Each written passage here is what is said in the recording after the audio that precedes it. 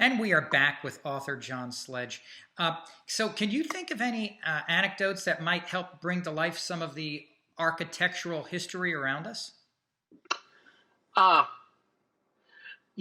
one of the things I like to do is go into historic cemeteries. A lot of people will do that and look at the names and look at how long people lived. But if you also look at the tombs and the mausolea in the finer cemeteries, such as Magnolia Cemetery here in Mobile, it almost looks like architecture. They're really buildings for the deceased and cities of the dead, if you will. And so you can see reflected in historic cemetery art some of the same things that you'll see in building art. So I try to encourage people to think about architectural history not just as how it impacts buildings, but how those ideas at the time really affected lots of other design and style issues. Now, on top of your work on the committee, you've written extensively on the history of Mobile and our Gulf Coast. What are some of the craziest bits of history that you've come across? Well, one of the things that I really like about Mobile is just the variety of cultures here, the various peoples that made up the city, the French, the Spanish, the British, the Africans, who would become African American and so forth. But I think one of the most moving examples of history that I've seen here recently, they did an archaeological dig under the I-10 overpasses here near the river, which is right where all the Mardi Gras people park. Yeah.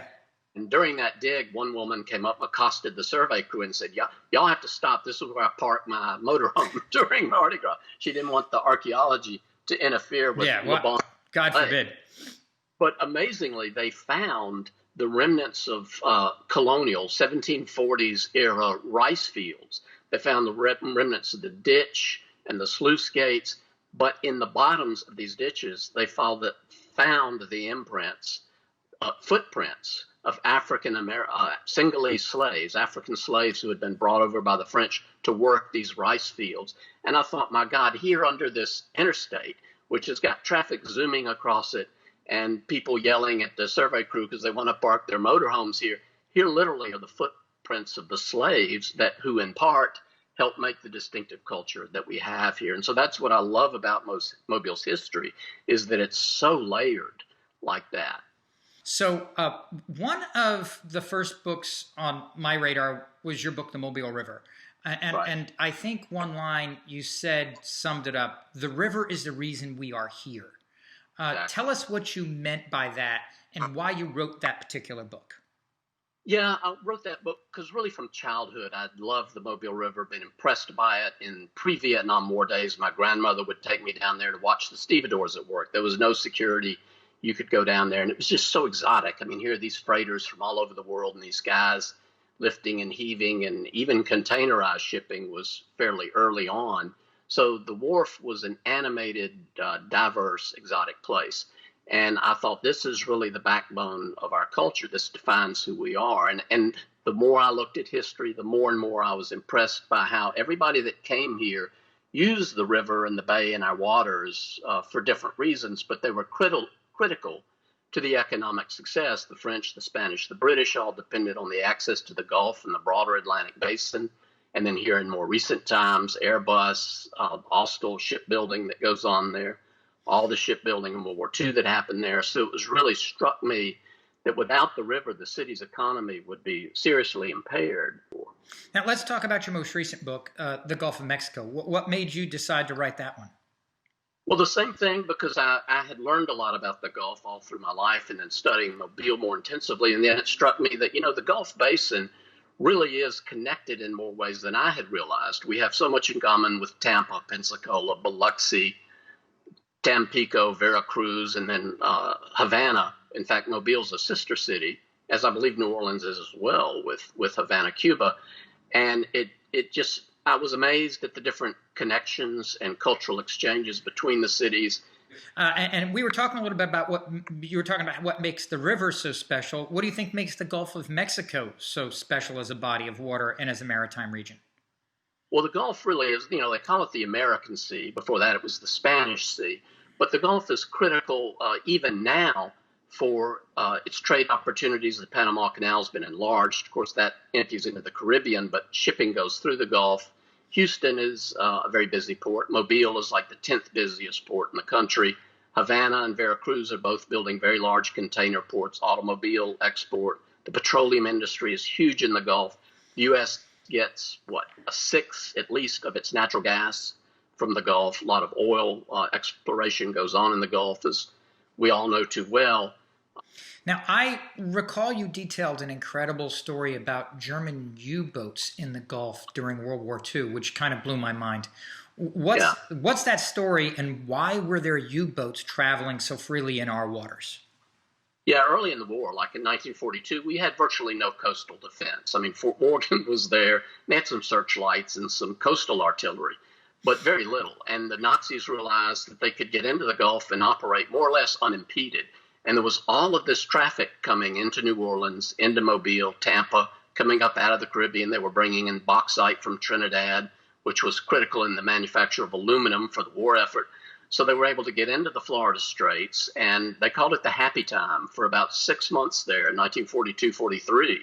The German U-boats sank more tonnage in the Gulf than in the rest of the world combined during that period. So until the Americans, along with Cubans and the Mexicans, figure out how to start convoying, how to deploy depth charges and destroyers and torpedo airplanes and things like that to effectively combat it, they were really at a disadvantage for a long time. Well, it explains why things are so strict on Ono Island.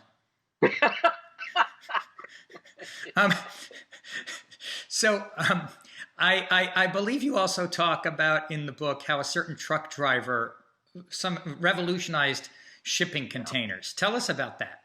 Yeah, Malcolm McLean is a true internationally important figure. He was a North Carolina trucker. In the 1930s, he was hauling stuff around, and he'd get stuck at these ports waiting for stevedores to unload his stuff onto ships. And he'd sit there for hours, and he'd think, man, this is a waste of time and money and effort. And he thought, there's got to be a better way to do all this, because back then everything was break bulk, and they had to use pallets and slings and pry bars, and it was physical and very slow. So he came up with this idea of shipping containers, a standardized unit that could hold anything from automobiles to toilets to hubcaps to anything, and that then they could be transferred from ships to trucks and all by using cranes. It was a monumental achievement and a significant piece of globalization. I mean, it really revolutionized world trade. It revolutionized seaports. And whereas before you might have had a work gang of 45 or 50 guys unloading the ships, now it's one crane that towers over the vessel and one guy up there in a Corinthian leather chair with a bag of Cheetos, and he's with his finger, he's operating these devices that are just moving tons and lifting things up and down, and it's extraordinary to watch. And that guy had actually moved to Mobile as he perfected and developed that idea in the 50s and 60s. What's the one story that has surprised you to learn in your years of studying the Gulf in our region? Is there one that sticks out that's just blew your mind? Well, I love the story of the Lafitte's, the pirate Jean Lafitte in Barataria there in Louisiana. And it's just so colorful and it's so fascinating. And what I love about that story is here's this guy who's an outlaw, a criminal, who's running slaves. He's, pirating Spanish ships, any other ships he can find. But he generally forbade his captains from attacking American ships because he didn't want to borrow trouble there where he was staying. Louisiana had just become a state. This is like 1812, 1815. It was weak, and he really ruled that New Orleans, lower Mississippi River area like a lord. And then when the British invaded New Orleans in 1815, they wanted to take over the Mississippi Valley. They landed at New Orleans, and they tried to enlist Jean Lafitte to help them because they didn't know their way around those bayous. And Lafitte said, well, give me a couple of weeks. And then he went to the Americans and he said, I've got this information. And if you'll lay off me, I'll give you my guys to help fight. And so there were these pirates in the lines with Creoles and Americans and Andy Jackson in the Battle of New Orleans.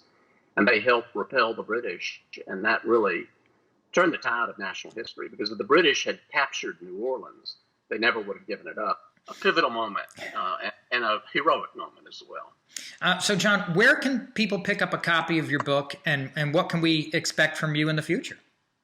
Yeah, they can get copies of it at places like a Haunted Bookshop in downtown Mobile, Page and Palette and Fairhope, Sundog Books there in Seaside, Florida, and Amazon.com is probably the easiest way. Get it put right on your doorstep.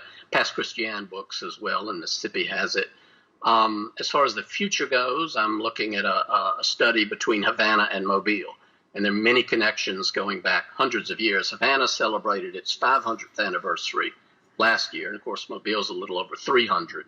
But Iberville, who was one of our French founders, is actually buried in Havana. He died there. I mentioned the Cuban baseball. Mm-hmm. And of course, blockade runners were often back and forth to Havana. And there are many other connections as well. So I really want to delve into that and try to spread that story. Well, John, thank you so much for being on. It's interesting because in our new kind of format, it sometimes makes it easier to get people on who otherwise might have difficulty making it on set. So I'm so glad we were at least able to do it this way. Ladies and gentlemen, author John Sledge. Thank you.